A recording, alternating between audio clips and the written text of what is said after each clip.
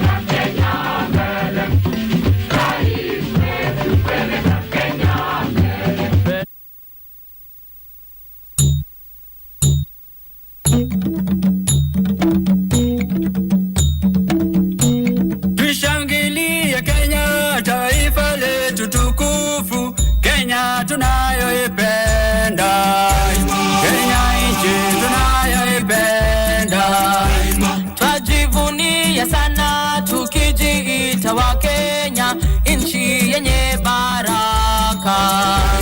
Kenya nchi yenye baraka. Tumekomboa Kenya, taifa letu tukufu, tumebadili mwendo.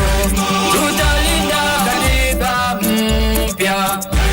Anayependa Kenya ni yule mwenye kutenda haki kwa watu.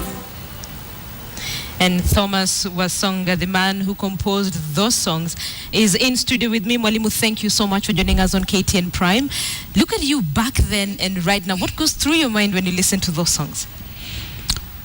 I feel very proud and I am very thankful, first of all, to God, because it is long since they were composed.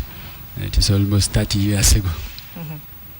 How did it all start? How did you start composing this many songs?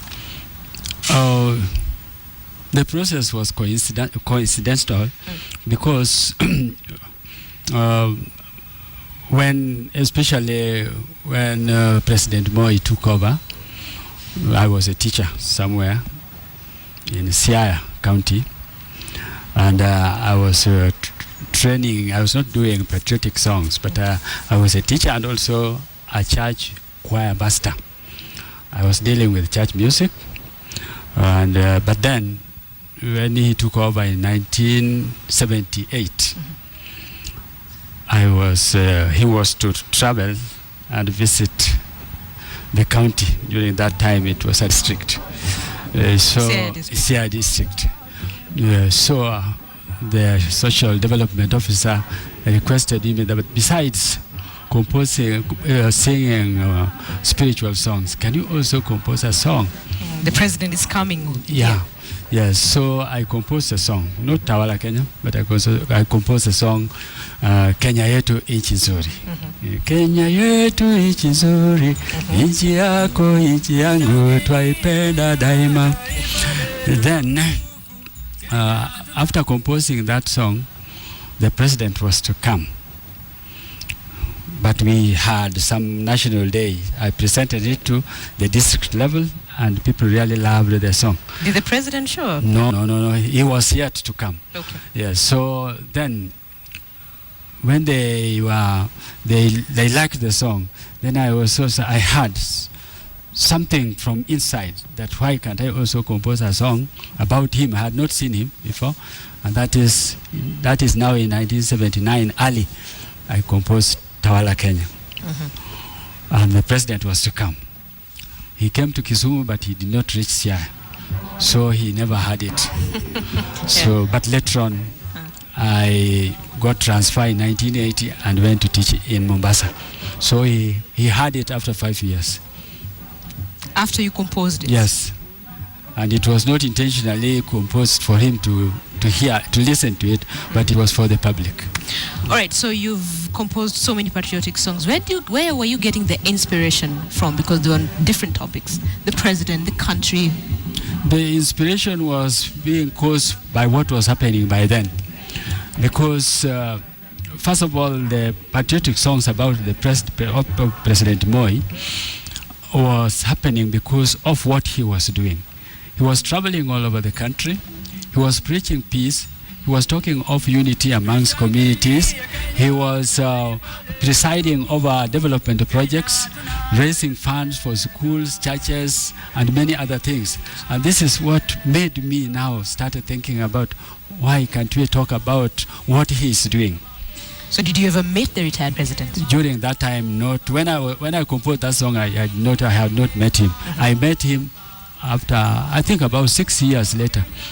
Yes. How and where did you meet him? Now, I've just mentioned that I got transferred and I went now to teach in Mombasa, and that's when now we formed a teachers choir of about 200 teachers, and also we were training mass choirs of about 2,000, and these mass choirs were being used when the president comes to visit Mombasa during shows and the New Year. We were welcoming him with these songs, and it happened when he was opening Bima House, is when our choir, the teachers, Mombasa Teachers Choir, was invited, and we sang for him. We did not sing Tawala Kenya, we sang the other song, Twajivunia Nchi ya Kenya, and others. Also, there was also another one that was talking about discouraging people of over drinking, because during that time he was campaigning a lot about people not drinking. What was his reaction when he listened to your song? He was so happy with our choir and with the message that we are talking about, the topical messages. And he asked the choir to sing 3 times during the same function. We sang and again, sang and again, sang. So the retired president is turning 90 today. If Yes. there's one thing that you can remember about him, what would that be? He was a great leader. First of all, he was a very generous person. He was a peace-loving person. And he was a development-conscious person. And he also liked the youth, because he's saying these are the leaders of tomorrow. And during that time, I was also a youth. So I was encouraged. Yes. All right. Mwalimu Thomas Wasonga, thank you so much for speaking to us on KTN Prime. Mwalimu has been explaining to us how he composed these songs, the different songs that he composed. And of course, just looking back at the years of retired President Daniel Toroitich Arap